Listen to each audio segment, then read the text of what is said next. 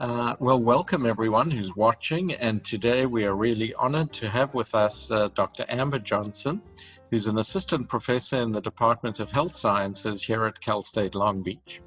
Before she joined us here at Long Beach, Dr. Johnson had experience working with community-based participatory research projects like HIV prevention, CVD prevention education on the campus of historically Black colleges and universities, and community health outreach and assessment. She currently teaches epidemiology, my favorite subject, community health, and advanced behavioral research methods with us.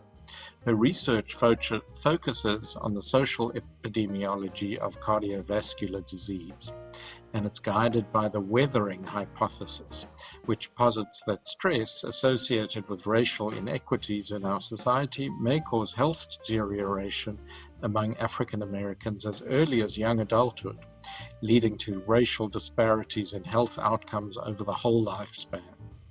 Currently, she's been examining population-based studies to determine whether demographic, for example, race, age, or income, and psychosocial, for example, racism, depression, social support, variables can predict cardiovascular risk profiles. So welcome, Amber. We're really honored to have you on our campus and on our show. I am so excited to be here. Great. So tell us, how did you come to be working at Cal State Long Beach? Tell us a little bit about your history. Yeah, I am originally from North Carolina, born and raised. And this is a story that I often tell my students. I went to a conference and I was finishing up my PhD, and I was on the job market, and I happened to meet Tony Espinoza-Farrell, which is a faculty member in our department. And I remember this job application, and I saw it, and I said, you know what, I don't think that I would be qualified for that position. But, you know, I saw it, I put it in the back of my head. And then when I met Tony, she was marketing this same position, and I had the opportunity to talk with her and sort of build up that confidence to say, you know what, I do have the knowledge, skills, and ability to do this position. And so I applied. After I applied, one of the things that really sold me was my interview process. I know that some people say that the interview process is very rigorous, which it was. But, you know, I really appreciated the faculty here that really welcomed me here, really made me feel like this is a place where I belong. And so I said, if they offer me a job, I'm going to take it, because it was just that feeling that, okay, this is where I want to be. Well, I can't tell you how pleased I am, and I know a whole lot of people are so pleased you made that decision. And it's so interesting, isn't it, how we often undervalue ourselves. Yes, And, you know, the fact, for example, that you thought you might not have been qualified for the position almost makes me want to laugh, because if anything, I would say you're overqualified for the position. But no, you're not. You're just right, and we're so happy you're here. So our viewers heard a little bit about your research, but tell us in your own words what kind of research you do and how fascinating it is. Yeah, I'm really interested in bridging psychology, sociology, and physiology to understanding health disparities, particularly among Black populations. I'm really interested in taking that research and leveraging it in the community so that we can build academic partnerships with the community in which we make decisions together, instead of, you know, one person maybe as academics thinking that, you know, we know more than a community. I think that the community has so much to offer, and as much as we can learn from the community as academics, you know, they can learn from us. So I'm really interested in that exchange and how we can really restructure our power between academics and the community, so that we can build on those community relationships, particularly in Black populations. So with that being said, my research is twofold. It's community-based, but it's also looking at factors such as racism and discrimination, looking at depression, looking at factors that contribute to increased stress among, particularly my research is going into Black women.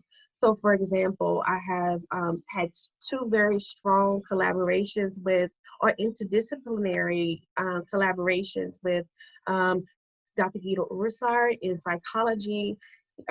I like to think that he is a faculty mentor, and I want to just express the importance of having faculty mentors. And Sure. he's in the Department of Psychology, so he really helped me to write one of my first funding grants from this campus, looking at racism, shame, and stress reactivity, where we looked at how African American women experience racism, shame related to the experience of racism, and how that contributes to increased stress and physiological risk of cardiovascular disease.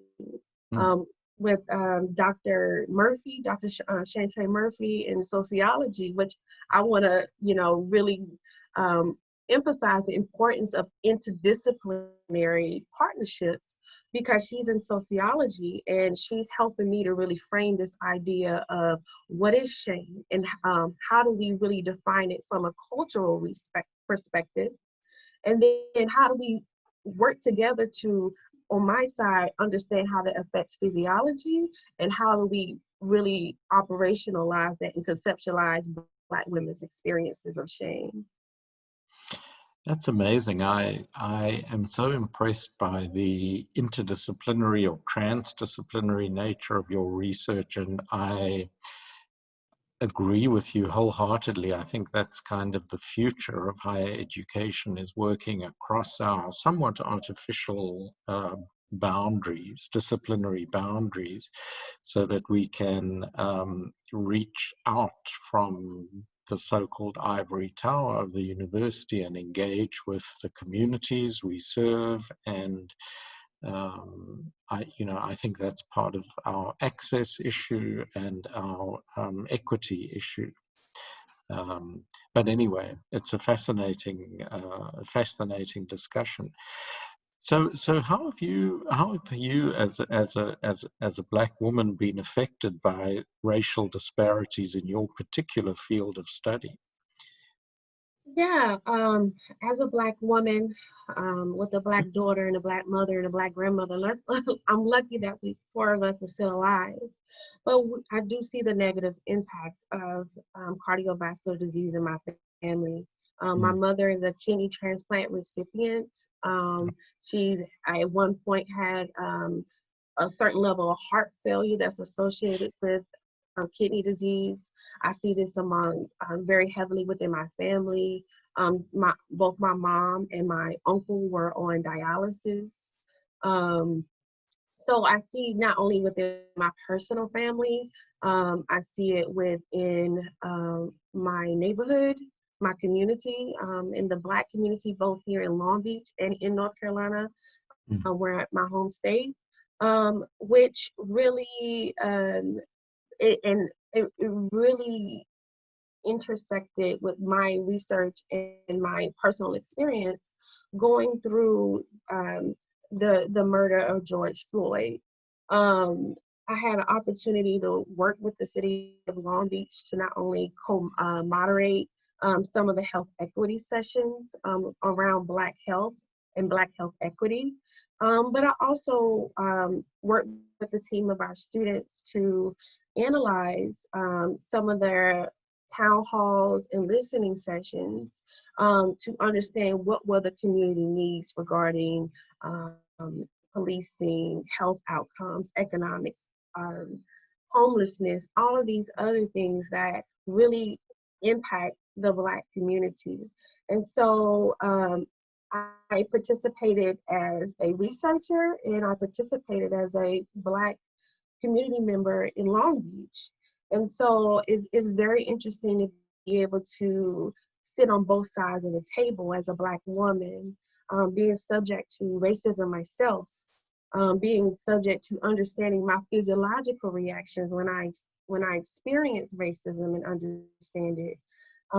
So, you know, all of those things have really motivated me, really gave me my passion and my fire, my desire to do something. Because it's professional, yes, but it's personal. It's my livelihood. It's the people. It's for my daughter. It is for my community.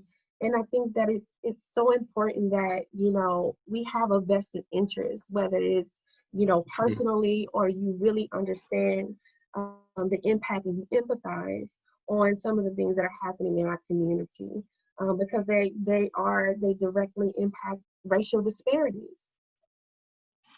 I So think yeah. you're absolutely right. And, you know, that kind of, as you say, that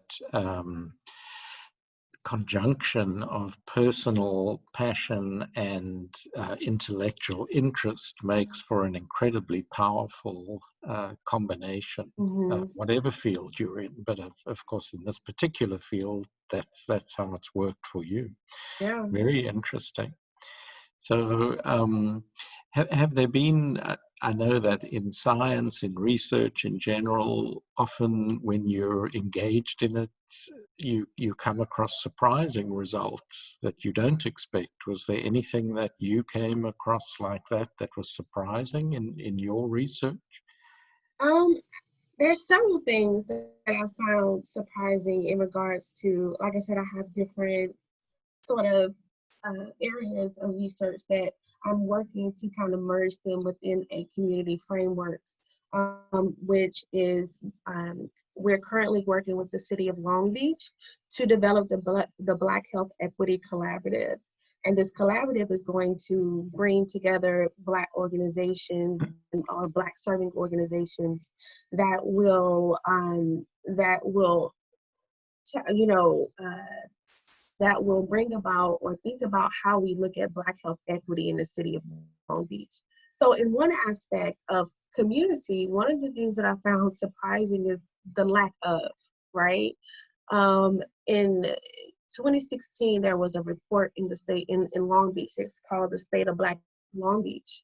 And in that report, and in not only in that report, but there are other reports, community health assessment, policy links, um, economic profiles, it lists um, Black communities as the highest on all of the core indicators of health.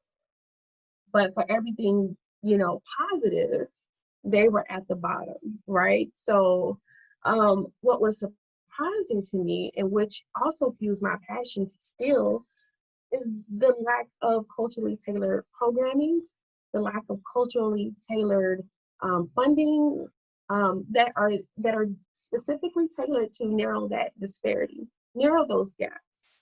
So I found that very, very surprising, being in LA County, and Long Beach has the second highest population of Black residents. I found that very, very surprising. And that, so in the community, I think that we're working together to really work towards closing those gaps by thinking about innovative ways to address those gaps. For, I think it's been a very long time before we had that type of focus, and I'm so appreciative for it. Um, in the other side, in my other cardiovascular research, some things that I found surprising is the lack of emphasis on emotion, right? I looked specifically at racism and discrimination. However, you know, in what ways does racism and discrimination get under our skin, right? So when we perceive something, um, we what happens when we perceive, right? And what happens is we have an emotion that triggers certain physiological processes. Cortisol. um, Cortisol, right? Cortisol, I work from looking at HPA axis, so hypothalamus, adrenal, pituitary gland. So looking at what happens when we perceive those certain stressors. And now I think there's more research going on around negative emotions, both positive and negative. However, my research is starting to focus on shame, which is a hidden emotion. And what we're finding in interviews with Black women is that they will name, they will describe shame, but they won't name it. So Interesting. if we ask them questions that are queued up for them to understand shame, they'll talk about it, and their experiences will match the description to the Mm. T of what shame is. But if we ask them, are you have you had any shame experiences or things that trigger shame? They will say, no, I don't think so.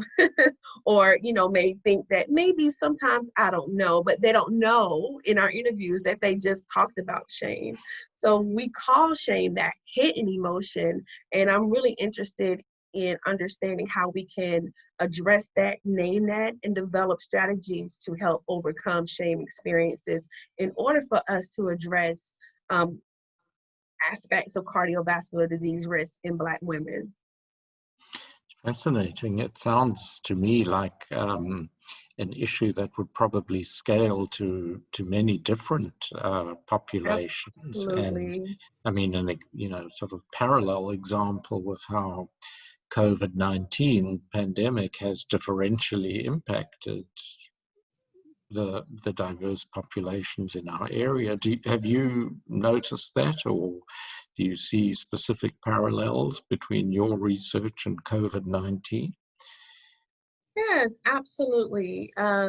I I like to think that when we say someone is an increased risk of COVID-19 severity and mortality, we think about underlying conditions, right? So underlying conditions being comorbidities, heart disease, immunocompromise, um, hypertension. Those are the underlying conditions that we are most familiar with. But I like to challenge people and say, well, we need to consider the psychosocial, economic conditions, underlying conditions that created these disproportionate mortality and morbidity rates that contribute to COVID-19 disparities. So we can't just look at the underlying conditions when we talk about what are our underlying conditions in the sense of heart disease or hypertension or immunocompromised individuals. But we need to look at it holistically. What are the social economic conditions, right? When we talk about essential workers, when we talk about access to health care, when we talk about fear of going to the doctor because of racism or discrimination, right? We can't just look at underlying conditions in a sense of medical conditions. We have to look at the condition of our communities in order to understand how our COVID rates disproportionately affecting more populations than others. So we need a more holistic approach to understanding COVID-19 disparities in our communities. So in a way, what you're talking about is a deeper, more systematic look at our society and, if you like, the conditions under the conditions, the underlying conditions under the underlying conditions. And so, I mean, sometimes I know looking at any concerning structural issue can be overwhelming. But based on your research, what kinds of solutions or recommendations do you have for using this crisis to help us navigate those underlying conditions as well as the, shall I say, the surface condition? Again, with the underlying conditions, those are important for understanding people at risk, but we have to invest in our communities, right? I think in Long Beach, the Mayor Garcia allocated $1 million for Black health equity as one example in order to address the mortality disparities among Black populations in Long Beach.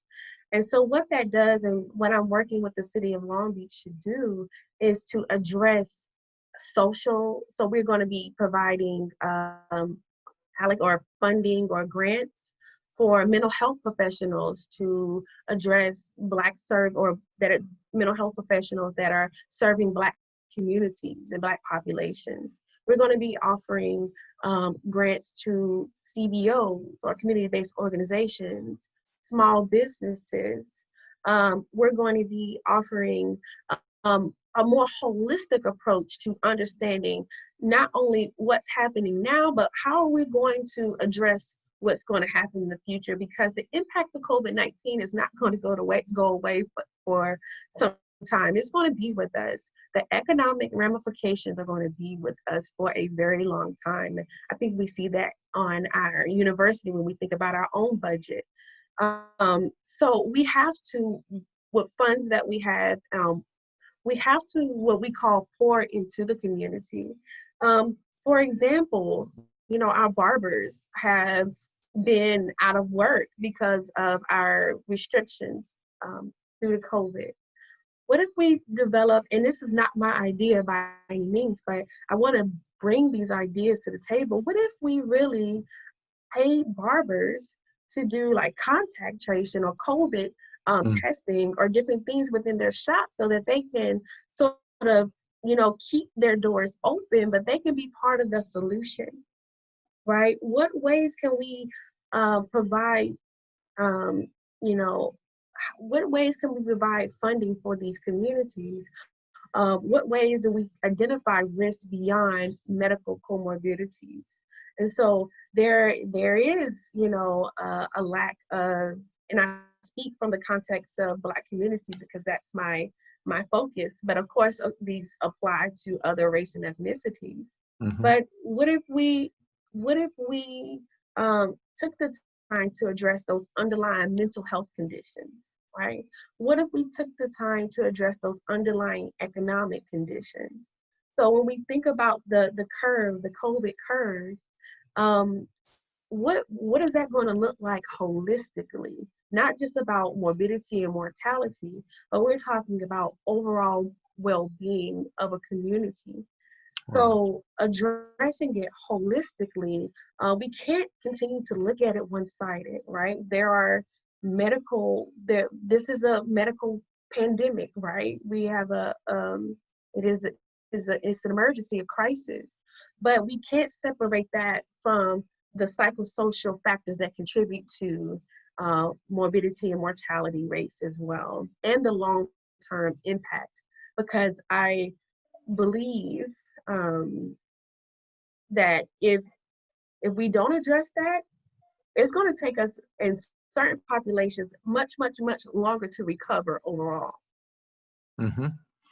Yeah, I agree. And one of the incredible opportunities that we both have, given that we're working at an academic institution, is that we're in touch with 40,000 of the brightest young minds, filled with creativity and initiative and enthusiasm. So sort of what advice would you have to students to contribute their enthusiasm and ideas to this exciting, holistic view of what to do? If I had an opportunity to really talk to all students, I would say, check on yourself first. I do. Well, students, check on yourself first. This is a very transitional time in which it's leading to mental health implications, time implications, managing workload implications. So I think it's important for students to use the resources that are available if they are available.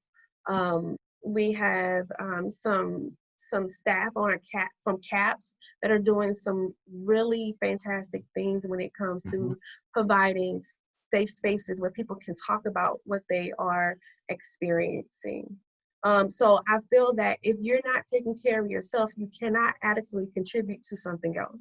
So if that's the first thing I would say, take care of yourself, make sure that you're okay, and make sure that you're participating in self-care, first of all.